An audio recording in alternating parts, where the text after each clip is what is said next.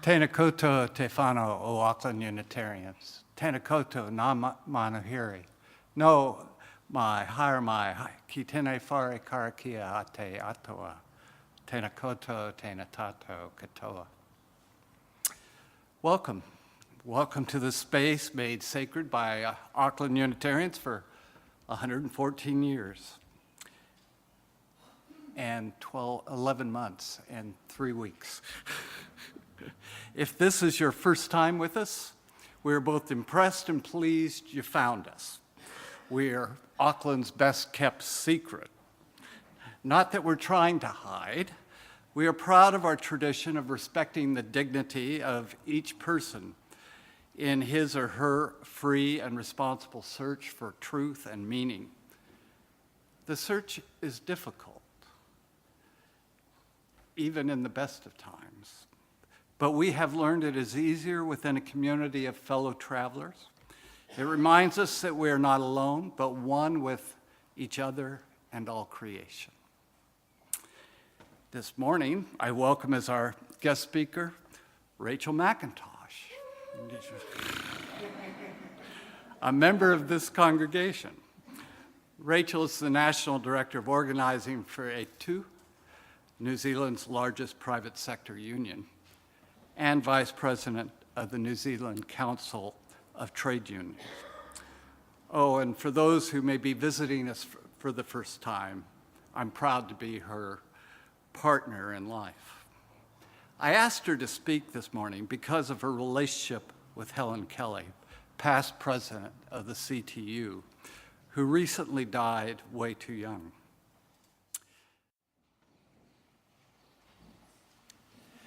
After an election that dashed the hopes of many on the margins of society, and an earthquake that ripped away our confidence in the very ground beneath our feet, I offer a word of kindness by Naomi Shihab Ni. Before you know what kindness really is, you must lose things. Feel the future dissolve in a moment, like salt in a weakened broth. What you held in your hand, what you counted and carefully saved, all this must go so you know how desolate the landscape can be between the regions of kindness. How you ride and ride thinking the bus will never stop, the passengers eating maize and chicken will stare out the window forever. Before you learn the tender gravity of kindness, you must travel where the Indian in a white poncho lies dead by the side of the road. You must see how this could be you, how he too was someone who journeyed through the night with plans and the simple breath that kept him alive. Before you know kindness as the deepest thing inside, you must know sorrow as the other deepest thing. You must wake up with sorrow. You must speak to it till your voice catches the thread of all sorrows, and you see the size of the cloth. Then it is only kindness that makes sense anymore. Only kindness that ties your shoes and sends you out into the day to mail letters and purchase bread. Only kindness that raises its head from the crowd of the world to say, "It is I you have been looking for," and then goes with you everywhere, like a shadow or a friend.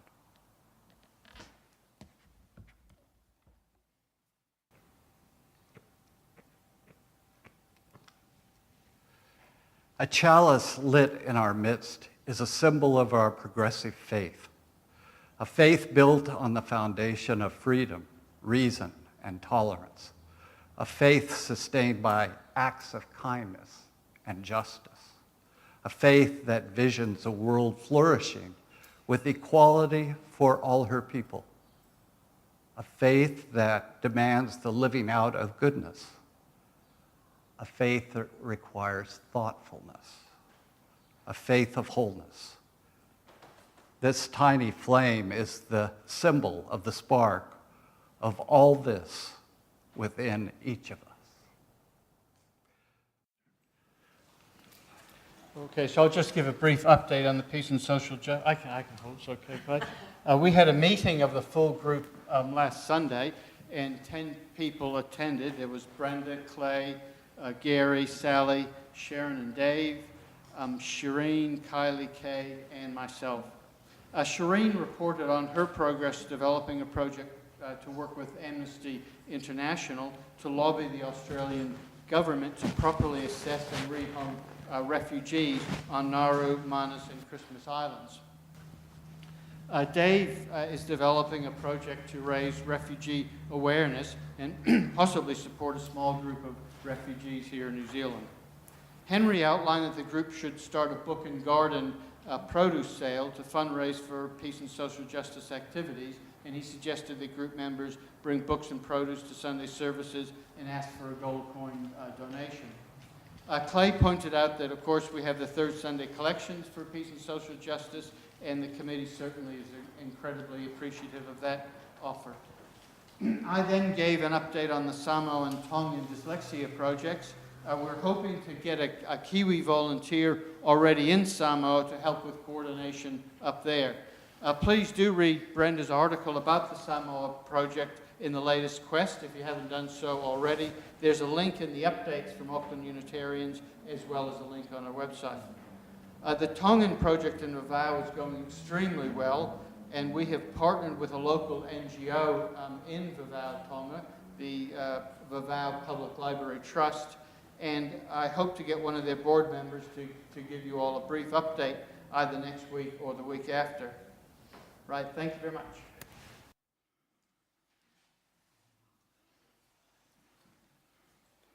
Ngā mihi nui kia koutou, tēnā koutou, tēnā koutou, tēnā tātou katoa. Nothing wondrous can come in this world unless it rests on the shoulders of kindness. This is a quote from the Barbara Kingsolver novel, The Lacuna. The context is Leon Trotsky's last day in Mexico City, where he was living in exile, studying, writing, and being part of a community. One of the things he did was to mentor young people, and a young man had come to him with something that he had written. The writing was shallow, derivative, and unimaginative. Trotsky took this young man and his writing seriously. He spent time with him discussing his thoughts. Because nothing wondrous can come in this world unless it rests on the shoulders of kindness. Then the young man killed Trotsky with an ice pick. In the last TV interview she did before she died on the 14th of October, Helen Kelly, former president of the New Zealand Council of Trade Unions, said she just wanted people to be kind. She said it would make a hell of a difference. There have been a couple of hell events since Helen died. Trump got elected to be president of the United States, and a week later, we let a United States warship into our harbour.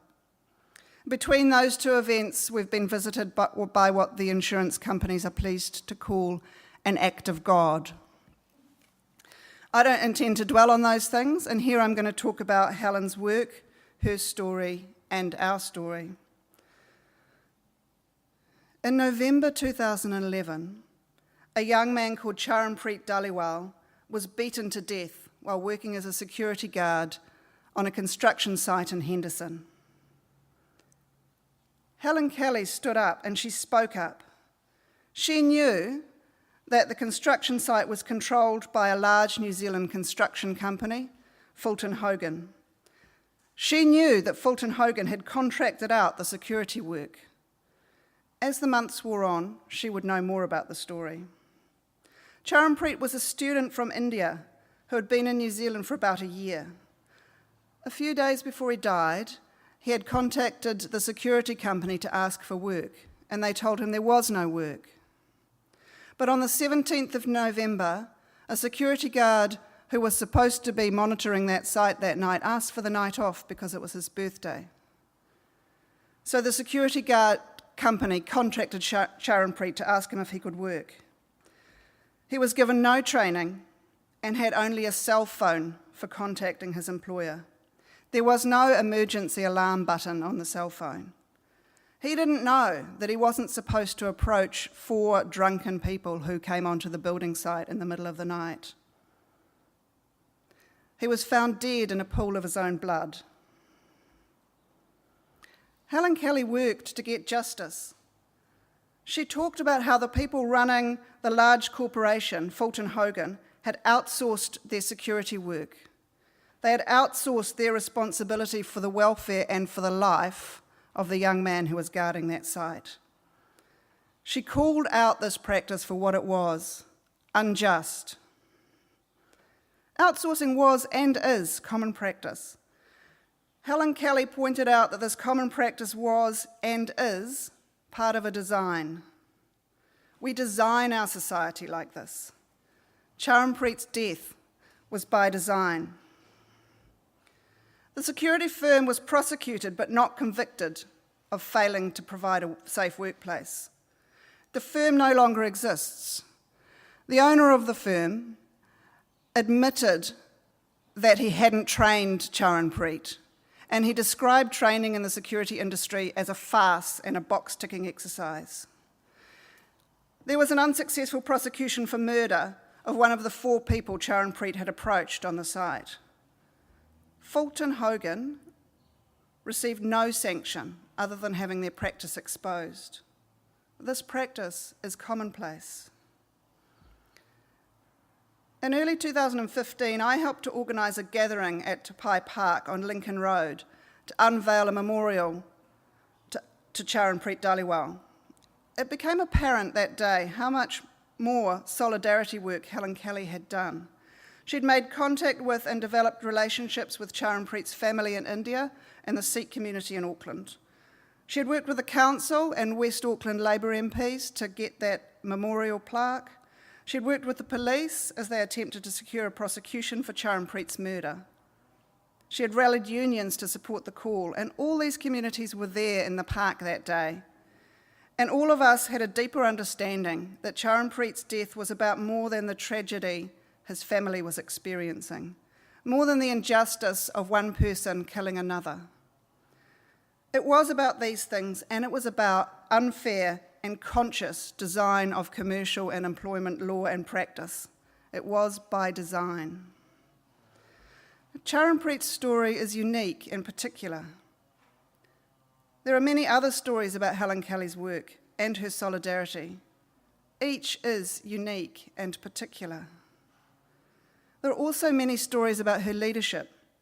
For example, when the Meat Workers Union members had been locked out by the Tallies family for weeks and weeks and weeks, Helen Kelly made contact and engaged the iwi leaders whose stock was supplying the meatworks where their people were the workers. It was through this, the pressure of the iwi leaders, that Tallies made an offer that was enough to settle that dispute at that time. Another thing Helen Kelly said before she died was that she wished people were less focused on leadership. Who is the leader? Who will be the next leader? She said that the work is more important. The primary school teachers and support staff, members of NZEI, who stood on the bridge in Wairoa in solidarity with the meat workers when they were locked out again by Tallies, were doing something just as important as the work that Helen did. Their solidarity was holding the community of Wairoa together and showing the meat workers that they are not alone. Solidarity is kindness, and it is more than kindness. Solidarity is not taking action for people, although it can involve that. Solidarity is making people to stand and raise their own voices. The women of Pike River, was the 6th anniversary yesterday, have been staging an occupation on the West Coast, demanding that John Key honour the promise he made to recover the bodies of their dead are having their own voices heard. Helen Kelly had a vision of unions as public institutions and as the voice of all working people in society, so that we can change the design, so that no more Chatham Preets are killed. She didn't just make it up. The whole world had that vision after World War II and the horrors of fascism in Europe. Imperialism in Africa, the Pacific and elsewhere hadn't got us then, but when these horrors happened among the comfortable, we finally woke up.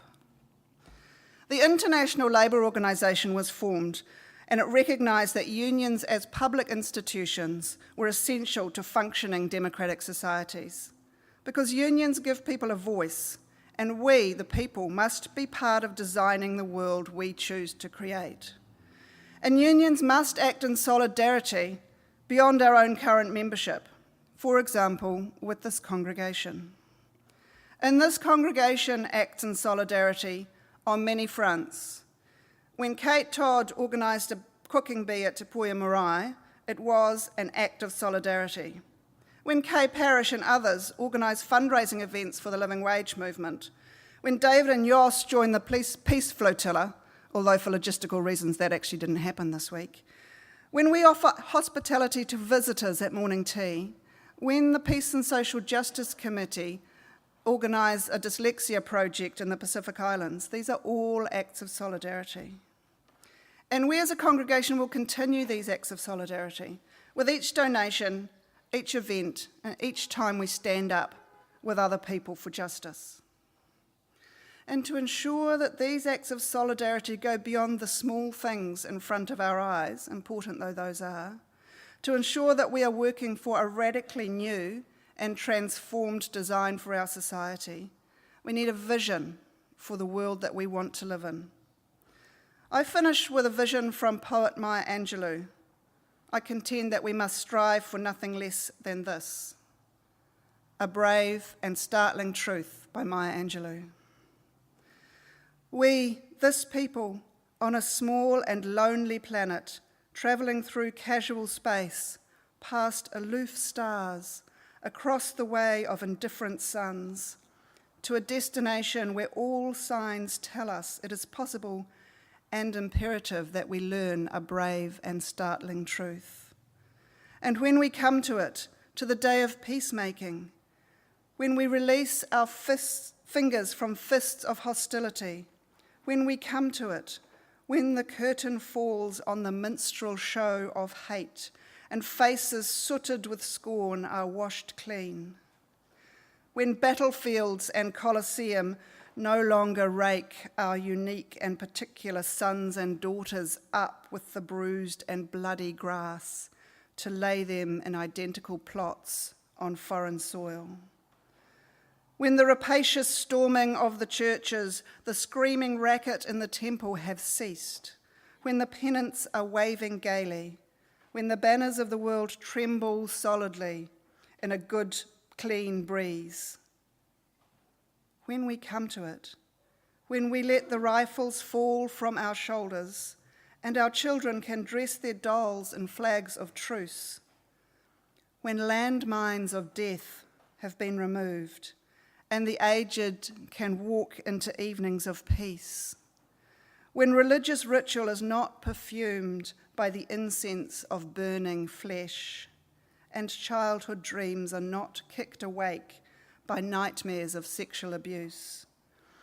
When we come to it, then we will confess that not the pyramids with their stones set in mysterious perfection, nor the gardens of Babylon hanging as eternal beauty in our collective memory, not the Grand Canyon kindled into delicious colour by western sunsets, nor the Danube flowing its blue soul into Europe, not the sacred peak of Mount Fuji stretching to the rising sun, neither Father Amazon nor Mother Mississippi who, without favour, nurture all creatures in their depths and on their shores. These are not the only wonders of the world. When we come to it, we, this people, on this minuscule globe, who reach daily for the bomb, the blade, and the dagger, yet who petition in the dark for tokens of peace. We, this people, on this mote of matter, in whose mouths abide cankerous words which challenge our very existence. Yet out of those same mouths can come songs of such exquisite sweetness that the heart falters in its labour and the body is quieted into awe.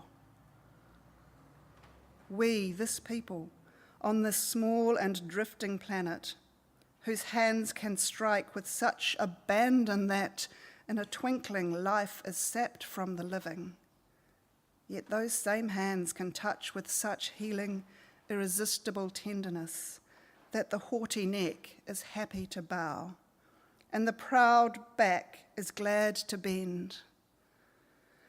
Out of such chaos, of such contradiction, we learn that we are neither devils nor divines. When we come to it, we, this people, on this wayward floating body, created on this earth, of this earth, have the power to fashion for this earth a climate where every man and every woman can live freely, without sanctimonious piety, without crippling fear. When we come to it, we must confess that we are the possible, we are the miraculous, we are the true wonder of this world. That is when, and only when, we come to it.